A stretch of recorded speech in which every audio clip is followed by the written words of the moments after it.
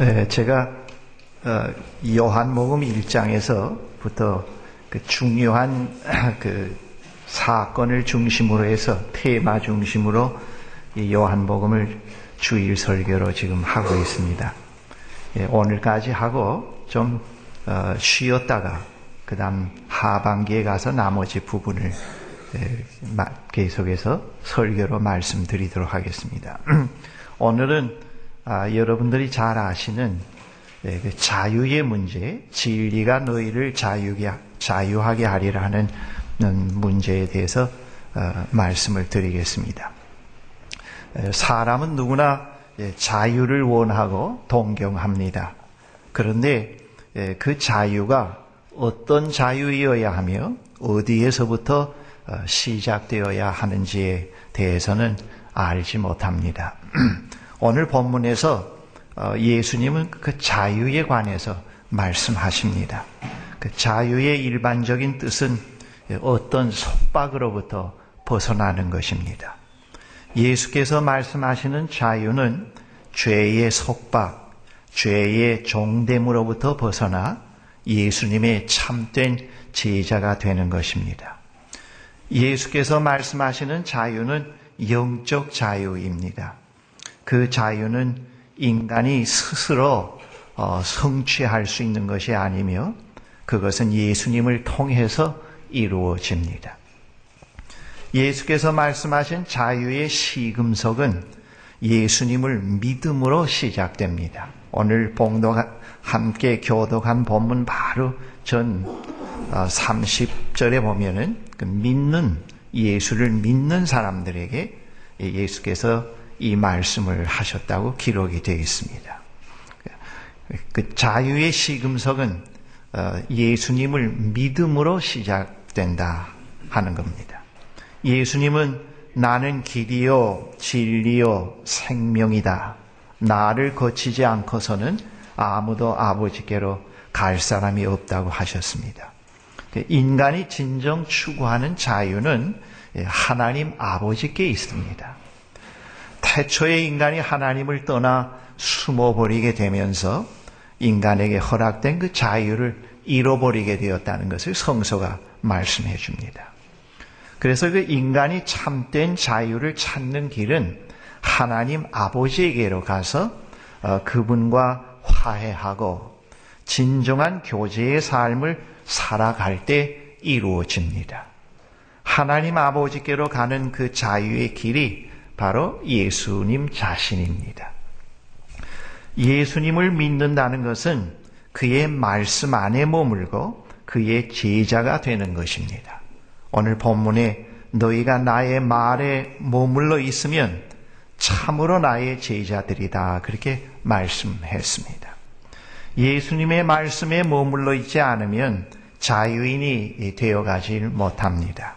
여러분 항상 어떤 칼 막스의 그 서적을 탐독하거나 주체사상의 서적을 항상 탐독을 해서 그의 의식과 그의 삶 전체를 규정해 가는 것이 바로 그런 부류의 그 내용들이라고 하면은 그런 자유인이 되어가지 못합니다.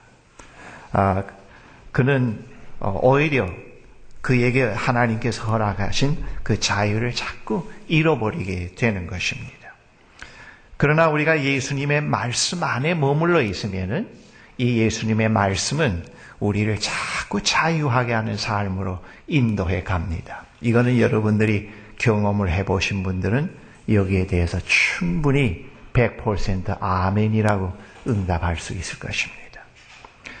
그의 말에 머문다는 의미가 무엇인가 하는 겁니다. 예수님의 말씀 안에 머문다는 것에 대해서 다음과 같이 몇 가지로 말씀드릴 수 있습니다. 먼저 예수님 말에 머문다고 하는 것은 항상 그의 말씀에 귀를 기울여 듣는다고 하는 의미를 갖게 되는 겁니다. 예수님의 말씀을 항상 귀를 열어서 듣는다고 하는 것. 그것이 바로 그의 말씀 안에 머무는 것입니다. 그것으로 끝나지 아니하고 예수님으로부터 배우는 것을 말합니다. 예수님으로부터 배운다는 것은 그분으로부터 삶의 전반에 대한 영감을 받는 것을 의미합니다.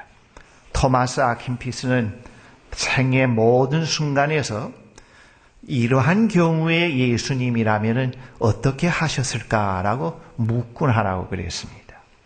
곤고한 상황에 있을 때, 병에 있을 때, 병 가운데 있을 때, 실패 가운데 있을 때, 생의 막다른 골목 가운데 있을 때, 친구와 갈등 가운데 있을 때, 유혹이 올 때, 그때마다 성경 어디에 무엇을 하지 말라 그랬느냐, 무엇을 하라고 그랬느냐, 그것을 찾는 게 아니고, 하라 하지 말라를 찾는 게 아니고, 이런 경우에 예수님이 계셨더라면은 예수님께서는 어떻게 하셨을까?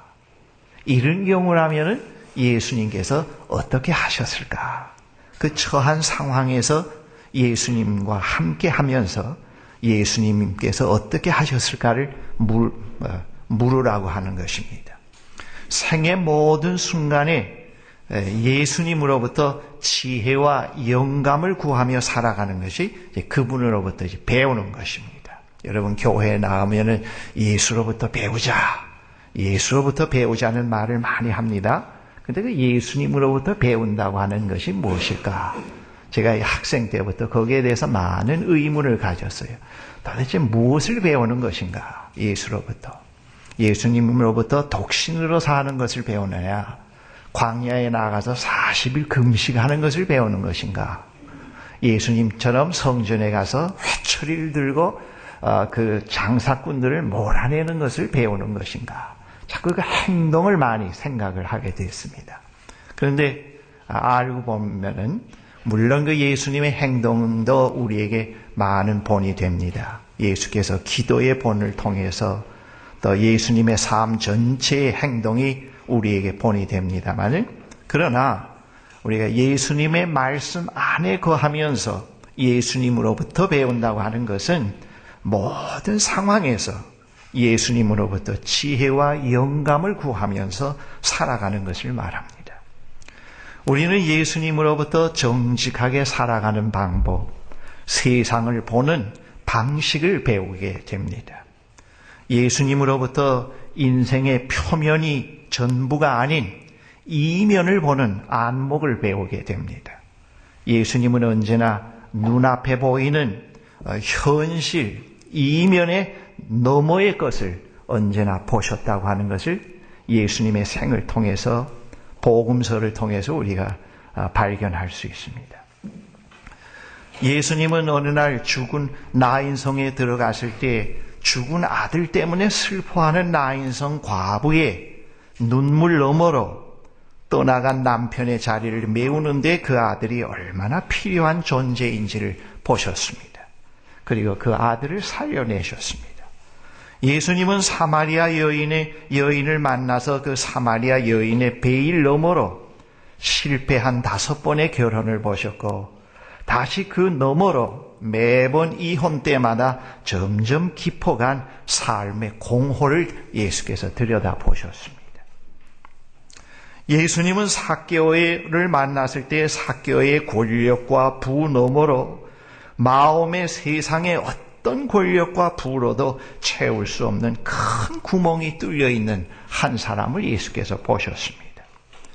예수님은 그 예수님의 비유에 나오는 나사로와 부자의 비유에서 그 나사로의 상처 너머로, 거지 나사로의 그 상처 너머로 영원히 가치 있는 한 영혼을 보셨고, 반면에 부자의 옷 너머로 누더기를 거친 한 영혼을 이제 보셨습니다. 그래서 우리가 예수님 앞에 갈 때마다 언제나 이 숨길 수 없는 것은, 우리는 예수님께서는 얼마만큼 미인이냐, 미남이냐, 얼마만큼 부자냐, 얼마만큼 신분이 높으냐, 그것을 보시질 않고 그 신분, 점잖음, 그 미모, 이 면을 예수께서 언제나 보고 계십니다. 그 이면을 보시고 예수께서 우리에게 말씀해 오신다고 하는 것을 우리는 예수님의 삶 속에서 발견할 수가 있습니다. 생의 표면을 넘어서 그 이면을 예수께서 보시며 모든 삶을 경멸하지 않고 존중해 주신 것이 예수님의 삶의 방식입니다.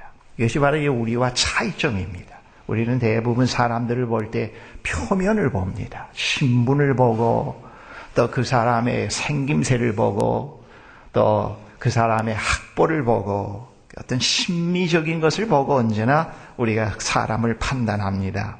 그러나 예수님께서 보여주신 것은 그런 것이 아닙니다. 예수님께서는 언제나 이면을 보시고 우리를 대해 주신다고 하는 겁니다. 그래서 예수님으로부터 평생 배우며 살아가는 사람은 그 세상을 보는 새로운 안목을 갖게 되고요. 인간이 하나님 앞에서 취해야 할 참된 겸손을 배우게 됩니다. 여러분, 예수님을 통해서 예수님과 함께 살아가면서 예수님을 통해서 자꾸 배우게 되면은 좋은 카운셀러가 될 수가 있습니다. 이 좋은 카운셀러는 인간의 표면을 보고 판단하면 안 되고 죄를 짓고 아파하는 사람을 봤을 때 언제나 그 이면을 볼 수 있어야 됩니다. 이 사람이 왜 이럴 수밖에 없을까? 간음한 여인을 유대인들이 끌고 와서 돌로 치리까 말리까 하고 물었을 때 예수께서는 그 군중들을 향해서 너희들 가운데 죄가 없는 자들이 먼저 돌로 치라 그랬습니다. 그리고 그 간음한 여인의 이면을 보셨습니다. 이면을 보시고 나도 너를 정죄하지 않겠다고 말씀하셨습니다. 바로 이것이 우리가 예수님을 통해서 배울 수 있는 점들입니다. 우리 그리스도인들은 예수를 믿어가면서 예수님으로부터 이런 배움을 놓치질 않아야 됩니다. 우리가 이런 배움을 놓치면은 자꾸 율법주의에 빠지게 되고 사람들을 겉으로 판단하게 되고 그렇게 됩니다. 그렇게 되면은 우리는 아무리 예수를 오래 믿는다고 하더라도 보는 관점의 변화가 없게 됩니다. 인생은 끊임없는 선택이요 결단입니다. 그러한 선택과 결단의 표준이 무엇에 근거하느냐에 따라서 자유인이 되어가기도 하고 그렇지 않을 수도 있습니다. 예수님의 삶의 방식을 배우고 그렇게 실천해 갈 때 우리는 자유하는 삶으로 나아갈 수가 있습니다. 그 다음 말씀 안에 거한다고 하는 것은 예수님의 말씀을 피상적으로 한번 읽고 그만두지 않고 그 말씀을 반복해서 읽고 그 말씀을 묵상하는 가운데서 거기에 담겨진 예수님의 뜻을 받아들이는 것을 말합니다. 지금 우리가 목요일에 모여서 적은 수입니다마는 우리가 묵상하는 방법, 성서를 읽고 받아들이는 이해해가는 방법 그런 것을 지금 우리가 공부해 가고 있습니다. 여러분 그 성경에 있는 문자, 성경에 있는 사건 이면에 그것을 통해서 말씀해 오시는 주님의 말씀을 우리가 들을 수 있어야 되겠습니다. 그것은 묵상의 훈련을 통해서 가능합니다. 예수님의 말씀은 율법이 아닙니다. 예수님의 말씀은 생명, 빛, 영혼의 양식이기 때문에 그 말씀에는 우리의 영혼의 빛, 영혼을 밝혀주는 빛이 있고 우리의 삶의 동기를 새롭게 해주는 생명이 그 말씀에 담겨져 있고 그 말씀은 우리의 굶주린 영혼을 만족해 하고 치유하시는 그런 능력이 그 말씀 가운데 있습니다. 우리는 이 말씀을 읽을 때마다 자꾸 두려운데 두려움을 해소시켜 줄 수 있는 구절이 뭐냐? 또 지금 복을 받아야 되겠는데 복에 관한 구절이 뭐냐? 우리는 자꾸 이렇게 그렇게 뽑을 수가 있죠. 성서에서 어떤 교리, 어떤 사상을 뽑아낼 수가 있습니다만 그러나 예수님의 말씀 안에 거한다고 하는 것은 그것을 넘어섭니다. 그 문자, 그 문장 이면에서 들려오는 예수님의 말씀을 들을 수 있는 그런 것을 말합니다. 마지막으로 말씀 안에 거한다는 것은 예수님의 말씀에 순종하는 것을 의미합니다. 예수님의 말씀에 순종한다는 것은 먼저 그의 뜻을 받아들이고 거기에 복종하는 것입니다. 예수님의 말씀을 묵상하는 가운데서 그 말씀이 우리 존재의 가장 깊은 부분에 들려올 때 정신없이 우리가 질주해 가던 길을 멈추지 않으면 안 될 때가 있곤 합니다. 정신없이 경쟁의식 속에서 어떤 세속적인 욕망 속에서 막 정신없이 질주해 가던 길을 그 말씀이 깊이 우리에게 들려올 때 우리는 멈추게 됩니다. 굳은 신념으로 시작한 인생의 계획을 그 말씀이 우리의 마음 가운데 깊이 들려올 때 우리 계획을 바꾸지 않으면 안 되는 경우가 있곤 합니다. 그 말씀이 우리의 존재 깊은 곳에 들려올 때 우리의 자존심을 버리고 다른 사람에게 화해의 손길을 먼저 내밀지 않으면 안 되는 그런 순간도 있곤 합니다.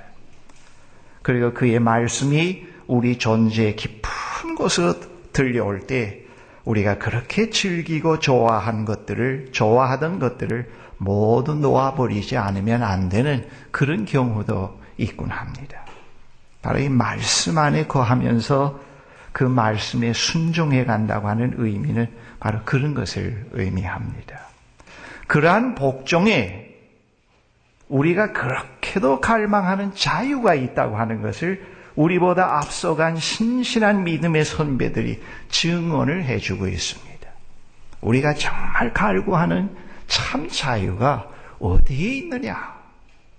그 자유가 예수의 말씀에 응답하고 거기에 순종할 때 세상에서 돈 주고 살 수 없는 자유가 거기에 있다. 그걸 그들이 증명해 줍니다. 또 실제로 그렇습니다. 여러분들이 영성 생활을 해가면서 올바른 영성으로 형성되어 가면서 예수 그리스도의 말씀이 늘 존재 깊은 곳으로 스며드는 것을 때때로 느낄 때마다 아멘, 안 하겠습니다. 아멘, 멈추겠습니다. 아멘, 포기하겠습니다. 그때 오는 그 희열, 그때 오는 그 기쁨, 그때 오는 그 보상은 사실 그 세상에서 돈 주고 살 수 없는 것입니다. 바로 그것을 말합니다. 그 다음에 오늘 본문에 보면은 이 말씀 안에 계속 머물러 갈 때 그 말씀 안에 머무는 가운데서 드디어 진리를 깨달아 알아가게 된다고 말씀합니다. 본문 32절에 보면은 그리고 너희는 진리를 알게 될 것이며 진리가 너희를 자유롭게 할 것이다. 말씀합니다. 오늘 본문에서 상당히 정점이 되겠습니다. 그리하고 너희는 진리를 알게 될 것이며 진리가 너희를 자유롭게 할 것이다. 그러면 우리가 그 알아야 할 진리가 무엇인가 그 말입니다. 그 진리란 무엇인가라는 그 질문을 해볼 수 있습니다.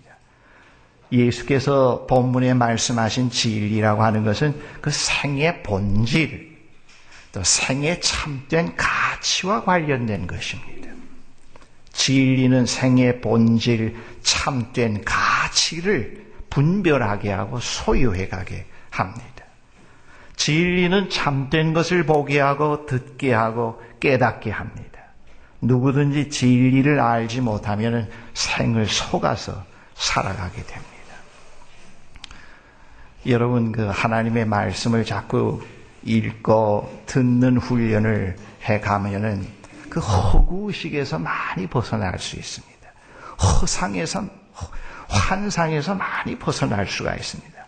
그리고 본질을 보는 안목이 자꾸 생기게 됩니다. 그래서 그 진리라고 하는 그 원문의 뜻이 가리워진 것을 없애버린다고 하는 뜻이 있습니다. 가리워진 것을 제껴내고 가리워진 이면의 것을 보게 만든다고 하는 그런 뜻이 포함되어 있습니다.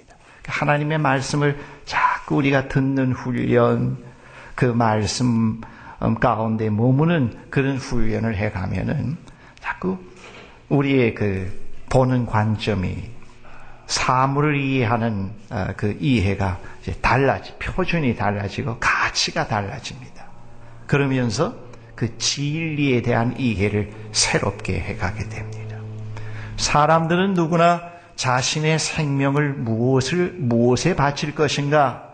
자신의 지식과 재능을 무엇을 위해서 사용할 것인가? 무엇을 위해서 돈 벌 것인가? 무엇으로 인생의 낙을 삼고 살 것인가? 누구를 위해 누구에게 복종하면서 살 것인가라는 질문에 대해서 해답을 얻어야 합니다. 예수님 자신이 그러한 생의 물음에 대한 해답을 주십니다. 예수를 신실하게 따르다 보면은 그를 위해 자신의 생을 내놓은 사람들의 공통된 증언이 바로 그들은 예수로부터 그러한 해답을 얻었다입니다. 예수를 통해서 누구에게 내 생명을 위탁할 것인가? 내가 누구를 위해서 살 것인가? 하는 중요한 문제에 대해서 해답을 얻었다고 하는 것이 그 공통된 그들의 증언입니다. 저도 역시 나는 예수님을 통해 무엇이 진리이며 거짓인가를 알게 되었다고 분명히 말할 수 있습니다. 거짓된 것, 피상적인 것들은 우리를 부자유하게 합니다. 그러나 참된 것은 우리를 자유인이 되어가게 합니다. 제 아들이 신학을 하지 않고 지금 다른 일을 하고 있습니다만 어떤 면에서 요즘에는 목사가 신학하지 않은 아들을 둔 것이 다행이라고들 얘기를 합니다. 세습할 대상이 없으니까 다행이라고도 저보고 행복하다고 얘기하는 분들이 있습니다. 제가 신학을 하는 1, 2학년 그 초기 과정만 해도 우리 아들이 또 내 가장 가까운 사람이 신학을 한다고 하면 아마 말렸을지 모를 것 같습니다. 왜냐? 신학을 하는 길이 참 힘들고 갈등이 많고 서구 신학과 동양 사고의 그 깊은 괴리들, 그런 것을 극복해 가는 그 길이 무척 힘들다고 하는 것을 제가 깨닫게 되었습니다. 근데 그런 과정을 다 겪고 나서 요즘에 저희 아들이나 다른 가까운 사람이 신학을 한다고 하면은 아마 적극적으로 권장할 수 있을 것 같습니다. 왜? 이 신학을 바르게 하면은, 하나님의 말씀을 바르게 공부하면은 인생의 본질을 보게 될 것이다, 저 사람이. 그리고 인생의 참된 가치를 소유해 가게 될 것이고, 인생을 보다 참되게 허비하지 않고 살게 될 것이다. 그런 관점에서 신학을 권합니다. 요즘에 요 근래에는 몇 년 사이에 그런 관점에서 신학을 권해서 신학을 하기 위해서 미국에 간 분들도 있고 그렇습니다. 바로 그래요. 우리가 이 하나님의 말씀에 깊이 거해서 말씀을 듣는 훈련을 쌓아가면은 바로 그런 유익을 얻을 수가 있습니다. 진리를 알게 됩니다. 아, 저 사람이 이제 신학을 하게 되면은, 내 아들이 신학을 하게 되면은 진리를 알게 되겠구나. 신학을 하면은 밥벌이가 잘 되겠구나. 그게 아니고 신학을 하면은 예수 그리스도를 부지런히 따라서 살아가다 보면은 드디어 진리가 뭐인가를 터득하게 되겠구나. 그렇게 생각하면서 아마 신학을 구원할 수 있다 그겁니다. 아마 이 자리에 이 아세아 신학교에 다니는 이제 형제 자매들도 참석한 걸로 알고 있습니다만은, 바로 그 신학은 바로 그런 의미에서 매우 좋은 학문이다. 그 신학은 우리를 참 인간의 길로 안내해주는 학문이다. 그렇게 정의를 내릴 수 있겠습니다. 마지막으로 무엇으로부터 자유인인가라고 하는 질문을 해볼 필요가 있습니다. 도대체 자유롭게 된다고 하는데, 속박으로부터 벗어난다고 하는데, 구체적으로 무엇으로부터 자유해 가는 것인가? 그 자유는 다음과 같은 것들로 몇 가지 구분해서 말씀드릴 수가 있습니다. 먼저 두려움으로부터의 자유입니다. 이 세상에서 예수님의 제자가 될 때 두려움으로부터 해방받습니다. 사람은 누구에게나 죽음, 실패, 고난, 역경, 재난에 대한 두려움이 있습니다. 예수님과 함께하는 삶에서 그러한 것들로부터는 면제받지는 못합니다. 여러분, 절대로 면제받지는 못합니다. 예수 믿어도 죽음에 직면하게 되고 실패를 경험하게 되고 고난과 역경과 재난에 봉착을 하게 됩니다. 그러나 그러한 것들로 인해서 두려움에 사로잡히거나 비굴하게 살지 않게 됩니다. 대부분 우리가 이러한 어려움에 직면했을 때 두려움과 공포가 우리의 삶을 더 꼬이게 하고 우리의 삶을 더 파멸시키게 만듭니다. 그러나 이러한 것을 직면할 때 담대할 수 있다면, 죽음을 두려워하지 않을 수 있다면, 고난의 문제를 두려워하지 않을 수만 있다고 하면, 여기에 대해서 정직할 수만 있다면 이것을 거뜬하게 넘어설 수가 있습니다. 그런 사람을 가리켜서 용기 있는 사람이라고 얘기를 합니다. 예수님과 함께하는 삶에서 그러한 것들로부터 우리는 자유해가는 법을 배울 수가 있습니다.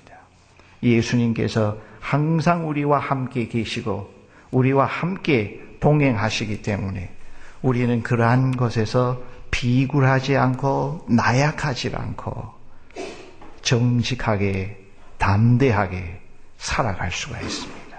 그런 의미에서 두려움으로부터의 자유입니다. 그 다음 헛된 환상으로부터의 자유입니다. 여기서 환상이라고 하는 것은 영어로 얘기하면 일루전이 됩니다. 여러분이 잘 아시는 예수님의 둘째 아들의 비유는 환상에 사로잡혀 있는 인간의 대표적인 표상입니다. 그가 아버지 집에 있으면서 아버지와 교제가 없었습니다. 그에게는 아버지와 함께 하지 않는 환상의 세계가 늘 그를 사로잡고 있었습니다. 그는 그 세계를 몹시 동경하면서 살았습니다. 그는 그것에 그가 갈구하는 만족과 행복이 있을 것이라고 확신하고 있었습니다. 그래서 그는 그것을 실천에 드디어 옮겼습니다. 그 과정에서 그는 그것이 허구라고 하는 것을 깨닫게 됩니다. 그 환상이 허구임을 깨닫게 되는 것은 상당한 희생을 치르고 난 후에야 그가 깨닫게 됩니다. 그는 드디어 아버지에게로 돌아와서 자유하는 삶을 살게 됩니다. 그 다음은 자로부터의 자유입니다. 대부분의 사람들이 자신을 괴롭히는 방해물이 다른 사람들이라고 생각을 합니다. 그러나 그리스도 안에서 자신을 바르게 우리가 그 빛 가운데서 우리가 깨달아 갈 때 자기에게 가장 큰 방해꾼은 자기 자신이라는 것을 알게 됩니다. 사람들이 자신을 변화시키지 못해서 고통스러워합니다. 어떻게 하면 진정 자신이 변화된 사람으로 살 수 있을까 탄식을 합니다. 예수님은 우리의 삶의 중심을 바꾸어 놓으십니다. 우리의 삶의 중심이 나 중심에서 하나님 중심으로 바뀌어가기 시작하면서 우리는 점점 평안을 찾게 되고 또 모든 것에 있어서 늘 상처만 받던 그런 삶에서 우리가 벗어나게 됩니다. 여러분, 특별히 교회 나오는 형제 자매 여러분들이 교회에서 많은 상처를 받고 지낸다고 하는 그 아픔의 소리를 많이 듣습니다. 충분히 이해를 합니다. 그러나 우리가 예수를 따르면서 삶의 방식을 조금씩만 바꾸어 가면은 다른 사람들이 나에게 상처를 주는 상처꾼들이 아니고 그 상처를 만드는 장본인이 나라고 하는 것을 깨닫게 됩니다. 나라는 것.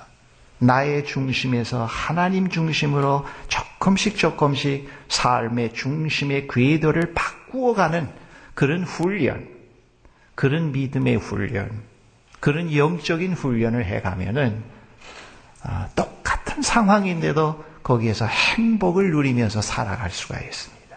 다른 사람이 나에게 깊은 상처를 주는 방해꾼이 아니라고 하는 것을 깨닫게 되는 것입니다. 바로 우리 그러한 것으로부터 우리가 자유하게 되어 갑니다. 다음은 다른 사람들로부터 자유하게 됩니다. 대부분의 사람들이 다른 사람들이 나를 어떻게 보며 어떻게 생각할 것인가에 대해서 많이 예민하게 생각을 합니다. 그리고 다른 사람의 인정, 배려, 그들의 칭찬에 대해서 매우 민감합니다. 우리가 하나님을 믿지만 하나님의 음성보다도 이웃의 목소리가 항상 크게 들리기 때문에 거기에 너무 많은 영향을 받게 됩니다. 그러나 예수님의 제자로 살아갈 때 우리의 마음에 점점 크게 들리는 것은 하나님의 음성이며 이웃의 음성은 점점 작아져 가기 시작을 합니다. 여러분들이 내가 이 신앙생활을 해가면서 영성이 제대로 바르게 형성되어 가고 있는가, 그걸 검증하는 그 검증의 척도의 하나로서 여러분들 그것을 좀 생각해 보면 알 수가 있습니다. 그전에는 모든 것이 전부 다른 사람이 어떻게 생각할 것인가, 항상 다른 사람들이 내 삶에 많은 영향력을 주곤 했는데 내가 예수 그리스도를 신실하게 따르고 올바른 믿음의 영성의 삶을 훈련을 해가면서부터는 점점 거기에서 해방이 되면서 예수님이 어떻게 생각하실까? 하나님이 어떻게 생각하실까? 오히려 거기에 대한 관심이 많아지고 점점 이웃의 목소리, 이웃의 눈초리에서부터 점점 멀어져 간다고 하는 것. 그 대신에 달라져 가는 게 하나 있어요. 그게 뭐인가 하면은 이웃의 아픔과 고통과 신음소리가 들려오기 시작을 합니다. 작년인가요? 금년 초인가 세상을 이미 떠나셨습니다만은 강원도 황지에 그 예수원을 창설하신 그 대천덕 신부님. 그분이 여기 항상 검정 이 상을 당했던 사람들이 다는 그 검정 리본을 이제 달고 계십니다. 누가 친척 가운데 누가 상을 당했습니까? 이제 물으면 아니라고 하는 겁니다. 그분이 그 검정 리본을 단 그 이유는 이런 이유입니다. 우리나라에서만 1년에 그 인위적인 유산으로 죽어가는 어린 생명이 200만이 넘는다고 합니다. 하나의 의도적인 유산을, 인공유산을 시켜서 넘어가는, 하는데, 근데 밤에 잘 때마다 어떤 때는 그 아이들의 부르짖는 소리가 너무 쟁쟁하게 들려서 마음이 아파서 잠을 못 자곤 하신대요. 그래서 일어나서 고통하며 하나님께 죄를 속죄의 용서를 빌곤 한답니다. 그래서 그 영혼들을 위해서, 울부짖는 영혼들을 위해서 리본을 달고 있다고 그렇게 얘기를 하십니다. 세상을 떠나기 전에 바로 한 주 전에 그분을 또 만나 뵀는데도 여기 리본이 있는 걸 보았습니다. 바로 이제 그래요. 우리가 정말 그리스도인들이 정말 자유해 가는 것이 무엇인가? 올바른 영성의 길이 무엇인가? 우리가 그리스도인이 자유해 간다고 하는 그 자체가 바로 남의 음성에서부터 자유하되 이웃의 아픔, 고통, 신음. 그 땅에서 너의 동생 아벨의 피가 나에게 울부짖고 있다고 예수께서 말씀하셨어요. 하나님께서 가인에게 말씀하셨습니다. 가인이 그의 형제를 죽이고 내 형제 아벨이 어디 있느냐고 찾아와서 신문하실 때 나는 모릅니다. 내 형제를 지키는 자이니까 그랬습니다마는 그때 하나님께서 아벨에게 뭐라고 말씀하셨습니까? 내 동생 아벨의 피가 땅 속에서 나에게 지금 울부짖고 있다. 부르짖고 있다. 그걸 내가 지금 듣고 있다. 그렇게 하나님께서 말씀하십니다. 그것이 바로 자유해가는 삶, 사람의 삶에 나타나는 하나의 변화의 모습들입니다. 그런 것들이 변화의 모습. 내가 이거 그리스도 안에서, 진리 안에서 자유해가는 내 삶의 하나의 모습을 거기서 우리가 발견해 갈 수가 있습니다. 그러면서 하나님과 함께하는 새로운 삶의 공간이 새로 생겨나기 시작합니다. 그 공간에서 우리는 삶의 진정한 맛을 알게 됩니다. 마지막으로 죄로부터의 자유입니다. 사람들은 누구나 자기가 감옥에 갇혀 있지 않으면 자신은 죄의 자유인이라고 생각하며 살아갑니다. 예수님의 말씀을 들었던 유대인들도 본문에 보면 우리가 언제 종으로 살았느냐 그렇게 반문을 합니다. 그러면서도 자신의 그릇된 습관, 원치 않는 생각이나 행동, 부정적인 의식, 내면의 상처, 자신의 무기력, 자존감의 상실로 인해서 우리는 갈등합니다. 자신은 누구에게도 예속되지 않고 자유인으로 산다고 하면서도 진정 자신이 원하는 바대로 살지 못하고 다른 힘에 이끌려서 살아갑니다. 다른 사람을 돕고 싶은 마음이 있는데도 돕지 못합니다. 다른 사람을 용서하고 받아들이고 싶은데도 그렇게 되질 않습니다. 내일을 위해서 염려하지 않고 기뻐하며 감사하며 살아가기를 원하면서도 염려에서 벗어나지를 못합니다. 성서에서는 그러한 모습이 죄인된 인간의 모습이라고 말해줍니다. 죄의 영향력, 죄의 사슬에 얽매여 있는 인간의 모습이라는 것을 말해줍니다.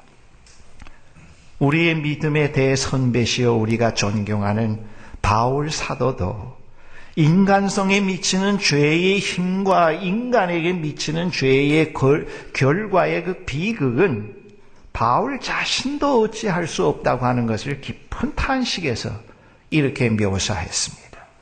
로마서 7장 15절 20절의 내용을 보면은 표준 번역 성경입니다.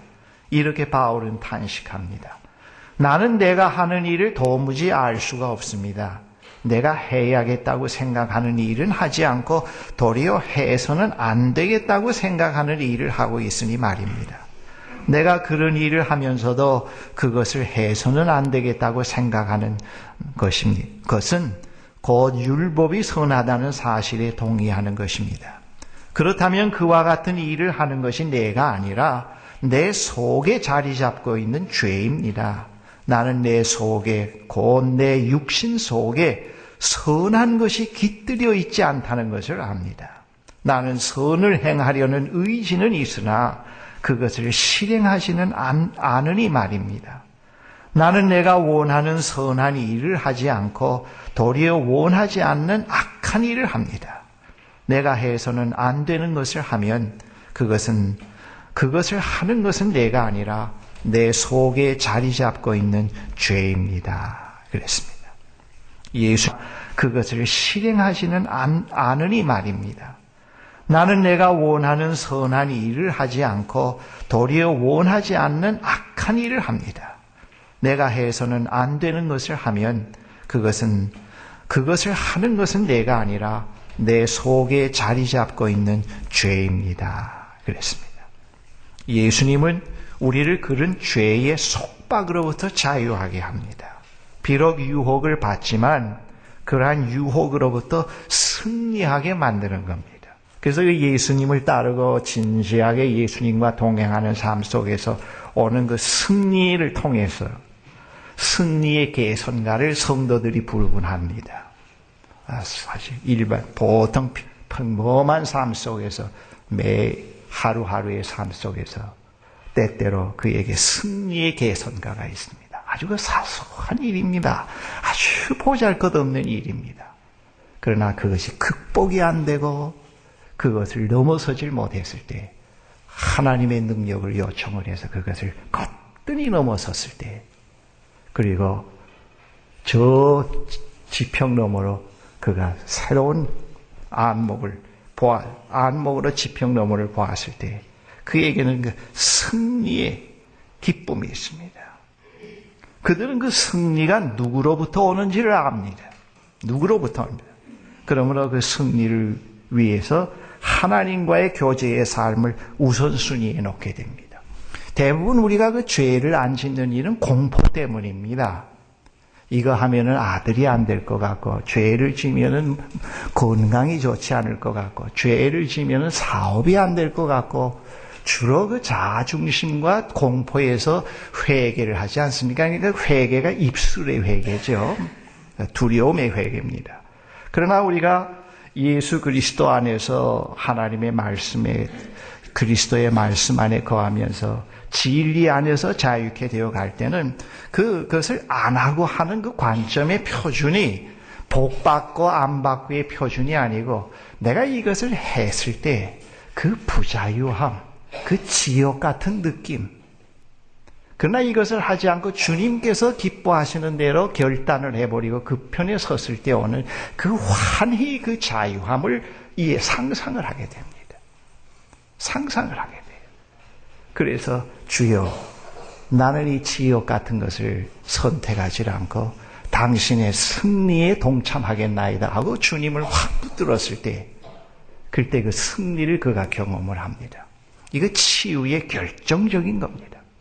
마약을 좋아하고 알코올에 중독이 되고 다른 것에 중독이 된 사람들에게 아무리 벌 준다, 그렇게 하면 지옥 간다, 그렇게 하면 나쁜 사람 된다고 아무리 공갈 협박을 해보십시오. 거기서 벗어날 수가 있는가? 자꾸 의지가 박약해지고 자기 통제력을 잃어가게 되고 자꾸 병든 인격으로 되어갑니다. 그러나 그에게 하나님 안에서 하나님이 요구하시는 일이 무엇이라는 것을 조금씩 느껴가게 하고 그 하나님의 요구와 하나님의 기쁨에 동참했을 때 오는 그 환희, 그 기쁨을 체험해 가게 되면은 그는 점점 거기서 벗어나게 됩니다. 새 사람이 되어갈 수가 있습니다. 공갈, 협박, 지옥, 욕설로는 절대로 죄에서 벗어나기가 어렵습니다. 그러나 하나님의 승리를, 예수 그리스도 안에서의 승리를 조금씩 체험해 갈 때 자유를 체험하게 됩니다. 그게 신앙의 신비입니다. 그게 신비예요. 그런 게 신비입니다.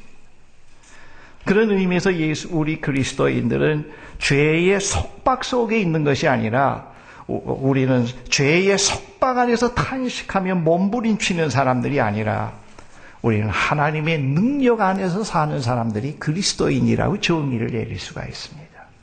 그리스도인은 이 세상 속에 살면서도 하나님의 능력 가운데서 살아가는 사람들이다. 그들의 승리의 비결은 자기에게 있는 것이 아니라 예수 그리스도의 십자가와 부활을 통해서 죄의 사슬에서 그들이 풀려난 사람들이다. 그리고 하나님의 능력 가운데 있는 사람들이다. 언제라도 그 능력을 벗어날 때, 언제나 그 능력권 내를 이탈해버릴 때 역시 죄에 대해서 면역성이 약해진다고 하는 걸 성서에서 말씀을 해주고 있습니다. 그래서 우리가 늘 깨어 있어야 됩니다. 그래서 우리가 늘 영성 훈련이 필요합니다. 영적 훈련이 필요합니다. 늘 하나님과의 교제의 삶이 끊겨지지 않도록, 그 능력의 공급이 차단되지 않도록, 그 능력 안에 늘 내가 있으면서 살 수 있도록 늘 우리가 하나님의 도움을 요청해야 됩니다. 예수께서 약속하신 자유는 죄로부터의 자유입니다. 그러므로 본문에 있듯이 아들이 너희를 자유롭게 하면은 너희는 참으로 자유롭게 될 것이라고 말씀했습니다. 다시 말씀드립니다만 그리스도인의 삶을 지배하고 있는 것은 죄의 힘이 아닌 하나님의 능력입니다. 그 능력이 우리를 자유하게 하며 그 능력이 우리에게 승리의 삶을 가능하게 만듭니다. 하나님의 능력으로 인한 승리는 우리의 심령을 강건케 하고 우리의 삶을 생기 있게 하고 우리가 희망을 느끼며 살아가게 합니다. 여러분에게 자꾸 계속 반복해서 이 죄의 그 사사를 해서 승리의 삶을 살지 못하면 자꾸 희망이 없어져요. 그러나 하나님의 능력 안에서 이기는 승리의 삶을 경험을 해가면 늘 새로운 희망을 우리가 느끼며 살아갈 수가 있습니다. 승리의 삶을 경험하는 그리스도인들에게 그래서 찬송이 있고 감사가 있습니다. 그래서 그들에게는 헌신이 있습니다. 자유의 길은 이 세상에서는 끝나지 않는 그리스도와 함께하는 삶의 여정에서 맛보는 구속의 체험입니다. 구속의 체험에서 구체적으로 어떤 체험이 있느냐 여러 가지가 얘기할 수가 있겠습니다만 그러나 그것을 다 종합해서 하나로 얘기한다면 자유의 체험이다. 그렇게 말씀드릴 수가 있습니다. 그리스도인들이 예수님의 제자로 살기를 기뻐하며 그의 말씀 안에 머물기를 즐거워하는 것은 또 그의 고난을 끝까지 감내하기를 기뻐하는 것은 그 자유에 대한 맛을 알고 있기 때문에 그렇습니다. 진리가 너희를 자유하게 하리라. 이것은 기독교 신앙의 대명제입니다. 진리가 너희를 자유하게 하리라. 이것은 이 현실 세계에서 그리스도를 진지하게 따르는 사람들에게 하나님으로부터 주어지는 영적 선물입니다. 사랑하는 형제 자매 여러분, 예수께서 우리를 향해서 선언하십니다. 진리가 너희를 자유하게 하리라. 그렇게 말씀합니다. 진리가 너희를 자유하게 하리라. 그런 자유의 선물을 나는 너희들에게 주기를 기뻐하노라. 그렇게 말씀합니다. 우리가 이 세상에 살면서 그런 자유를 우리가 향유해 가면서 그 자유의 삶에 우리가 동참해 가면서 하나님을 찬양하며 하나님의 능력을 체험하며 살아가는 그런 삶이 되어야 되겠습니다. 같이 함께 우리 잠시 침묵으로 묵상 기도하시겠습니다. 진리가 너희를 자유하게 하리라. 이 말씀을 여러분들이 마음에 간직하시면서 들은 말씀을 잠시 묵상하십시다. 하나님 감사합니다. 진리가 너희를 자유게 하리라는 이 선언의 말씀으로 인해 진심으로 감사합니다. 우리에게 자유의 길을 허락하시고 자유의 인으로서 살아갈 수 있는 그런 새로운 운명의 삶을 선물로 주신 하나님 감사합니다. 우리에게 허락된 이 자유의 삶을 우리가 거부하지 말게 하옵소서. 오늘 이 현실에 살면서도 진정한 자유인으로 살아가는 길을 걷는 저희들이 되도록 인도해 주시옵소서. 한번 중보의 기도를 하겠습니다. 하나님 감사합니다. 오늘 우리들에게 이렇게 좋은 일기를 주시고 좋은 자연 환경 가운데서 하나님을 찬양하며 우리를 자유케 하는 복음의 메시지를 마음에 간직하고 귀가하게 하심을 감사드립니다. 우리 한 사람 한 사람을 하나님께서 표면적으로 보시고 판단하시질 않고 언제나 우리의 이면의 깊은 면을 보시고 우리를 맞이해 주시고 우리를 상대해 주시고 우리에게 필요한 것을 공급해 주시는 하나님 아버지, 우리들도 역시 하나님 앞에 나갈 때마다 표면적인 것을 갖고 나가지 말게 하시고 보이는 것 이면에 있는 진정한 나의 모습을 언제나 산 제물로 하나님 앞에 가지고 나가는 그런 정직한 신앙의 훈련을 쌓아갈 수 있도록 인도해 주십시오. 아픈 것, 추한 것, 상처 입은 것, 비밀스러운 것들, 나약함, 모자람, 그런 것들을 하나도 부끄러워하지 아니하고 언제나 주님께 그대로 가지고 나갈 수 있게 하시고 그 가운데서 주님께서 주시는 치유의 역사, 새로운 능력의 역사를 체험해가는 저희들이 되게 하시고 또 한 번씩 한 걸음씩 하나님께로 다가가는 귀한 믿음의 발전을 가져올 수 있는 저희들이 되게 해 주시옵소서. 하나님, 오늘 이 시간에 나오지 못한 형제 자매들 어디에 있든지 간에 그들에게도 늘 하나님의 은총과 인도하심이 함께 하시고 우리 모두에게 한 주간도 우리를 자유케 하시는 하나님의 자유 가운데서 살아갈 수 있는 저희들이 되게 해 주십시오. 하나님의 능력 안에서 승리의 삶을 살아가는 저희들이 되도록 인도해 주시옵기를 간절히 기도합니다. 하나님, 지금 우리나라는 경제적으로, 정치적으로, 군사적으로, 외교적으로 매우 어려운 상황에 놓여 있습니다. 아버지께서 이 민족의 곤고함을 아시리라고 생각을 합니다. 우리들을 하나님께서 버리지 마시옵소서. 지금까지도 곤고함 가운데서 인도해 주신 하나님, 이 민족 공동체를 바로 세워주시고 이 민족이 좀 더 깨어나서 희망이 있는 그러한 미래를 우리가 만들어 갈 수 있는 민족으로 세워주시옵기를 기도합니다. 대통령을 위시해서 모든 정책 입안자들에게 또 관리들에게 신실한 마음을 주시고 본질을 볼 줄 아는 안목을 주십시오.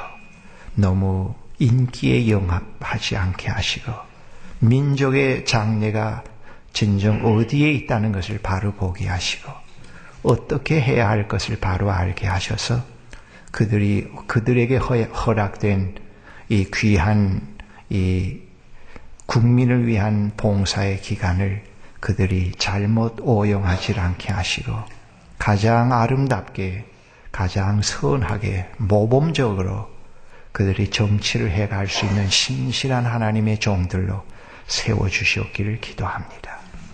하나님, 지금 또 사스로 인해서 많은 사람들이 또 두려움과 공포 속에 있습니다.